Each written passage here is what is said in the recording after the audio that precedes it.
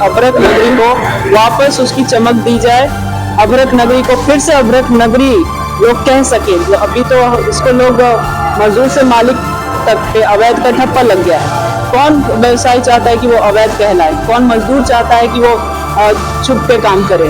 लेकिन अवैध का जो ठप्पा लगा है उसे मिटाना और इसे वैध बनाना मेरा काम होगा। जब जब माइका और पत्थर व्यवसाय पर हमारे कोडरमा में आंच आया है, प्रशासनिक कार्रवाइयां हुई हैं, लोगों के रोजगार को जब जब बर्बाद किया गया है, हर बार ये आवाज यहाँ से हमने बुलंद किया है कि इस रोजगार को बचाइए। ये रोजगार ही कोडरमा की पहचान है।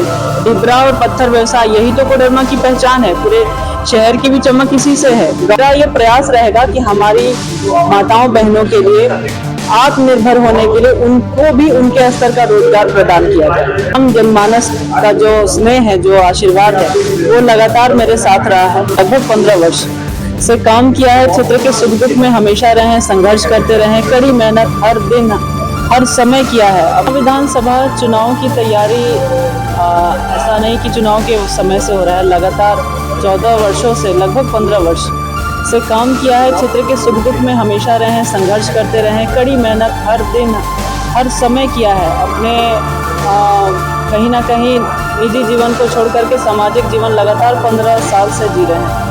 और इस सामाजिक राजनीतिक जीवन में जो प्राप्त हुआ है वो ये है कि आम जनमानस का जो स्नेह है, जो आशीर्वाद है, वो लगातार मेरे साथ रहा है। और मैं अपने देवतुल्य जनता को शीश झुका करके नमन करती हूँ, जिन्होंने मुझे इतना हिम्मत दिया, इतना हौसला दिया कि आज निर्दलीय प्रत्याशी के रूप में आप सभी के समक्ष खड़ी हूँ और ये विधानसभा रूपी जंग लड़ रही हूँ।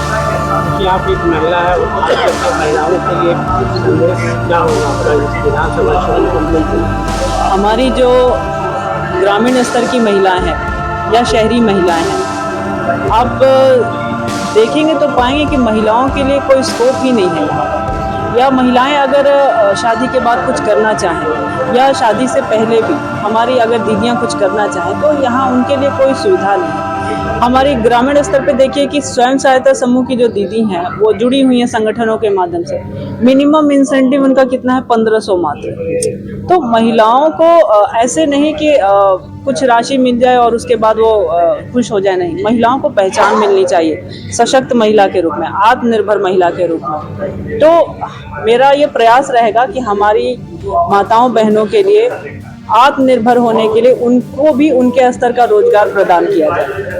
क्या कुछ आपका चुनाव जीत के आती हैं तो क्या कुछ महिलाओं के लिए आपने सोचा? जैसा मैंने कहा अभी कि जो हमारी ग्रामीण स्तर की महिलाएं हैं उनको उनके अनुसार रोजगार का अवसर उनको प्राप्त हो, ये हमारा प्रयास रहेगा। हमारी दीदियां, हमारी माताएं बहनें काफ़ी सशक्त हैं, बस अवसर उन्हें मिलना चाहिए। अवसर प्रदान करेंगे और उनके अनुसार उनको रोजगार भी उपलब्ध कराएंगे। माइका नगरी है और माइका पे हमेशा चर्चा होता है और माइका का आज तक भला नहीं हो पाया। क्या कुछ सोचते हैं माइका पे? माइका पे चर्चा कई बार हुआ है, आंदोलन हुआ है, धरना हुआ है, मजदूर काफ़ी डटे रहे। मैंने खुद भी एक बड़ा आंदोलन किया है इसको बचाने के लिए। जब जब माइका और पत्थर व्यवसाय पर हमारे कोडरमा में आंच आया है, प्रशासनिक कार्रवाइयां हुई हैं, लोगों के रोजगार को जब जब बर्बाद किया गया है, हर बार ये आवाज़ यहाँ से हमने बुलंद किया है कि इस रोजगार को बचाइए। ये रोजगार ही कोडरमा की पहचान है। डिबरा और पत्थर व्यवसाय यही तो कोडरमा की पहचान है। पूरे शहर की भी चमक इसी से है, गाँव की भी चमक इसी से है। तो औद्योगिक क्षेत्र नहीं है तो औद्योगिक क्षेत्र का सीमांकन करके घोषित किया जाए, नीतियां बनाई जाए। नीतियां, चूंकि इन 5 सालों में मैं तो पद पे नहीं थी, नीतियां बनाना उनका काम है जो नेतृत्व है। तो मेरा ये प्रयास होगा कि अगर यहाँ देवतुल्य जनता के आशीर्वाद से ये अवसर मिलता है तो निश्चित है सबसे पहला कि नियम नीति निर्धारण करके यहाँ के अभ्रक नगरी को वापस उसकी चमक दी जाए, अभ्रक नगरी को फिर से अभ्रक नगरी लोग कह सके। अभी तो इसको लोग मजदूर से मालिक तक पे अवैध का ठप्पा लग गया है। कौन व्यवसायी चाहता है कि वो अवैध कहलाए? कौन मजदूर चाहता है कि वो छुप के काम करे? लेकिन अवैध का ये जो ठप्पा लगा है उसे मिटाना और इसे वैध बनाना मेरा काम होगा। एक छोटी सी यहाँ माइनिंग स्कूल चलता था, वो भी यहाँ से उठ के इस विधानसभा क्षेत्र से उठ के चला गया। उसी तरह जे कॉलेज को का यूनिवर्सिटी पलायन किया गया। यहाँ का ढिबरा मेन रोजगार है और उसको अवैध करार दे दिया गया। इस पर आज तक के प्रतिनिधि जो भी चुने गए हैं, आज तक किसी तरह का कोई पहल नहीं किया है। और हम लोगों को पूरी तरह आशा और विश्वास है कि हमेशा शालिनी मैडम इस बात को लेकर प्रखर रही हैं और यहाँ से लेकर रांची तक, भले वो पद पर रही हो या ना रही हो, यहाँ से लेकर रांची तक और केंद्र तक इस बात को पहुँचाने का चिट्ठी के माध्यम से, आवेदन के माध्यम से काम किया है। अब कोरमा के लोगों को और कोरमा के जनता को कब सुविधा मिलेगी, इस बात पे चिंतन करना चाहिए था जो स्थानीय वर्तमान में जनप्रतिनिधि थे।